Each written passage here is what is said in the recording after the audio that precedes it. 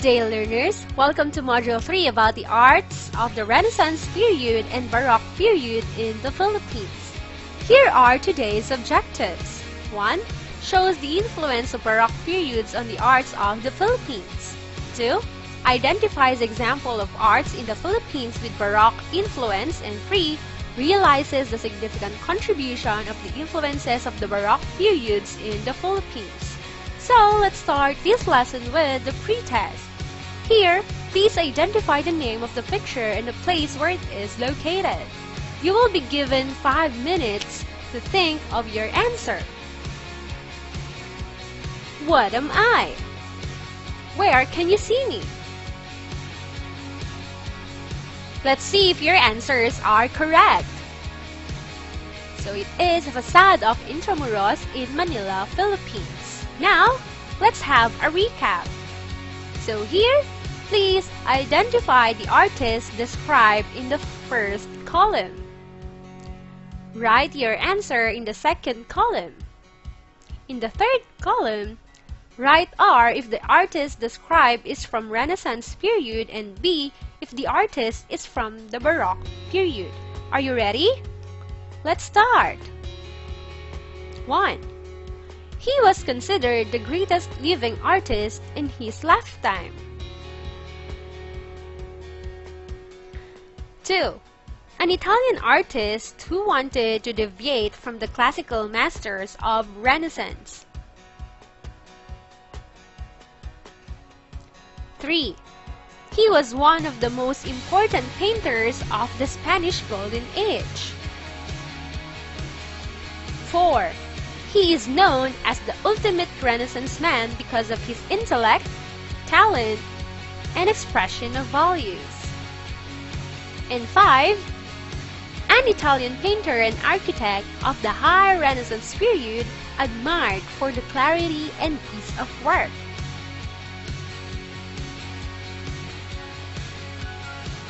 Now, let's see if your answers are correct. Please check your answers. Did you get a perfect score? Wow! Keep it up! Now, let's proceed to our main topic about the Baroque arts in the Philippines. Art forms in the Philippines are diverse. Western influences can be seen in Philippine arts such as painting, dancing, weaving, sculpting, and pottery. In the 16th century, the Baroque style was carried by the Spanish and Portuguese to the Philippines, where it became the prominent style of building for large and small churches. Large Baroque churches often have a proportionally very wide facade which seems to stretch between the towers. During this time, the Spaniards used paintings as religious propagandas to spread Catholicism throughout the Philippines. These paintings, appearing mostly in church walls, featured religious figures in Catholic teachings. The pre-colonial architecture of the Philippines is consisted of nipa huts made from natural materials. However, there are some traces of large-scale construction before the Spaniards came. An example of this is the pre-colonial walled city of Manila, which was dismantled by the Spaniards and rebuilt as Intramuros with its houses, churches, and fortress after the Spanish colonization. During 300 years of Spanish colonization, the Philippine architecture was dominated by Spanish influences. Now, let's go over the Baroque architectures in the Philippines. So, we have here the San Agustin Church in Manila. The San Agustin Church is patterned after some of the magnificent temples built by the Agustinians in Mexico. The atmosphere is medieval since both church and monastery symbolize the majesty and equilibrium of the Spanish Golden Era. The massive structure of the church is highlighted by the symmetry and splendor of the interiors. Painted by two Italians, the profile of the moldings, rosettes, and sunken panels, which appear as three-dimensional carvings, a Baroque pulpit with native pineapple as motif, the grand pipe organ, the antechoir with a 16th century crucifix, the choir seats carved in Molave with ivory inlays, 17th century, and set of 16 huge and beautiful chandeliers from Paris. Next is the San Agustin Church in Pawai, Ilocos Norte. Pawai Church is the Philippines' primary example of a Spanish colonial earthquake Baroque architecture dubbed by Alicia Cositeng, an interpretation of the European Baroque adapted to the seismic condition of the country through the use of enormous buttresses on the sides and back of the building. Javanese architecture reminiscent of the Borobudur of Java can also be seen in the church wall and facade. Here are the giant buttresses that support the walls of Pawai Church. Next is the Santo Tomas de Villanueva Church in Miagao, Iloilo. The church's overall architectural style falls under the Baroque Romanesque style. Its ochre color is due to the materials used in constructing the church: adobe, egg, coral, and limestone. The church's foundation is 6 meters deep, and the massive stone walls at 1.5 meters thick are intensified through the use of 4-meter thick setback buttresses as protection to the Moro invaders, according to the Royal Decree 111 of 1573, Law of the Indies. The facade of Miagao Church consists of an ornately decorated bas-relief in the middle of 2 huge watchtower belfries on each side. The bas-relief is a mix of medieval Spanish, Chinese, Muslim, and local traditions and elements, a unique characteristic of the church facade. The 2 huge unequal bell towers directly attached to the main church serves as watchtowers to defend the town against invasion of Moros. Now let's have the Baclayon Church in Bohol.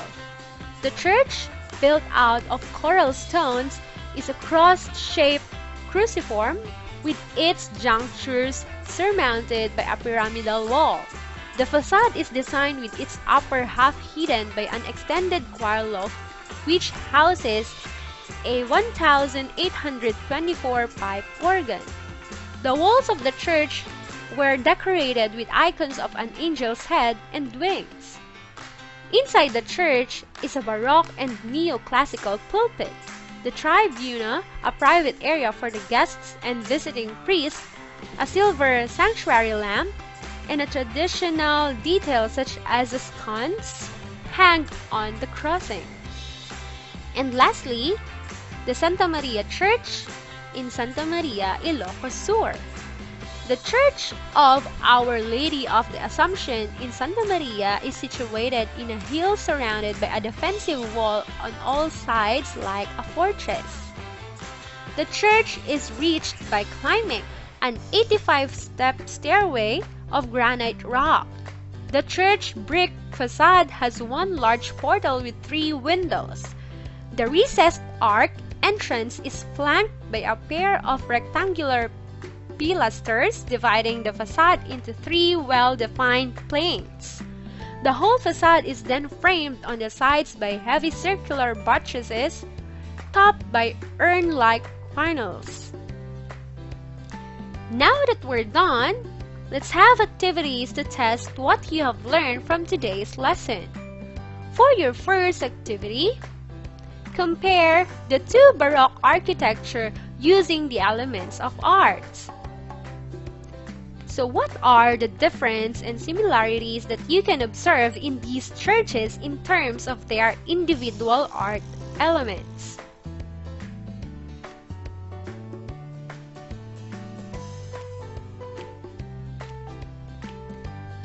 For your second activity, this is called the Sketched Up.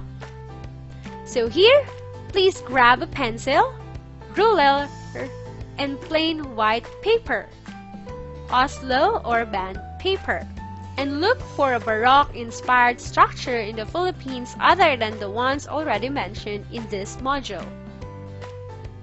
Sketch your chosen structure or architecture. Make sure to show the details of Baroque style of architecture in your sketch. If satisfied with artwork, take a photo of it and present to your teacher. Good luck! Now, let's move on to our wrap-up activity. Fill the statements below to complete the sentence. 1. The architecture of the Philippines was greatly influenced by the blank.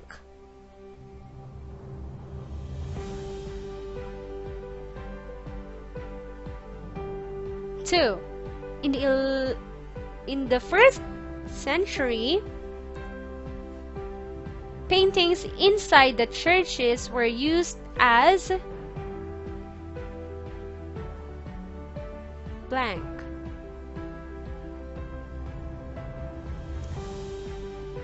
3. Examples of Baroque architectures in the Philippines are blank, blank, blank, blank, and blank.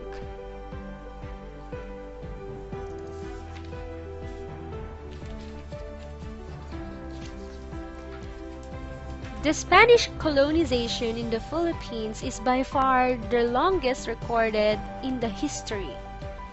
During the 300 years of colonization, many of our practices, traditions, and culture was greatly influenced by the Spaniards.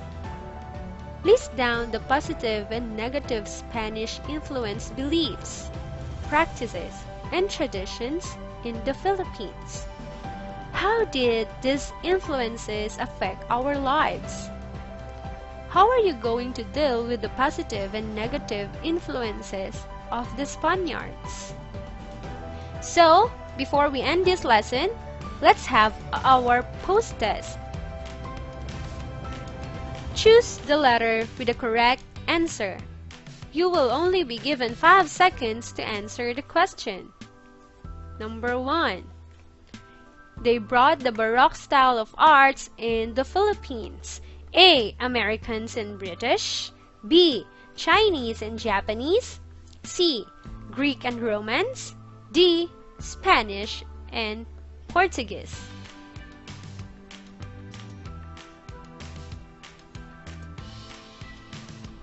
The correct answer is letter D, Spanish and Portuguese. 2. The paintings inside the churches were used as, or 2. A. Decoration and ornamentation of churches. B. Religious propaganda to spread Catholicism. C. Symbol and reminder of constant Catholic faith. D. Showcase the artistry of Spanish artists.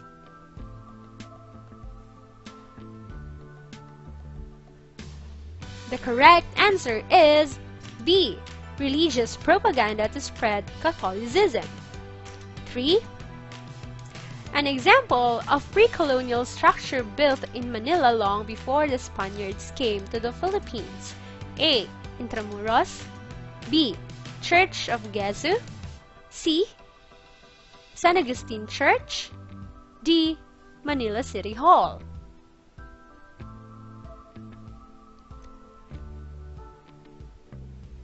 The correct answer is A. Intramuros.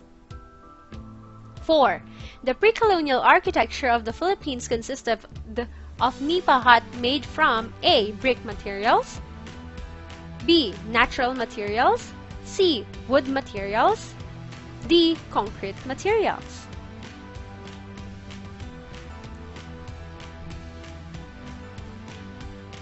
The correct answer is B. Natural materials. 5. Below are examples of churches with Baroque influence in the Philippines except A. Santo Tomas de Villanueva, B. San Agustin, C. Church of Gesu, D. Baclayon.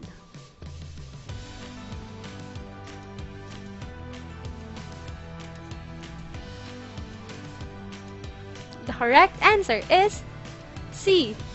Church of Gesu. So that's all for today's lesson. Thank you for listening.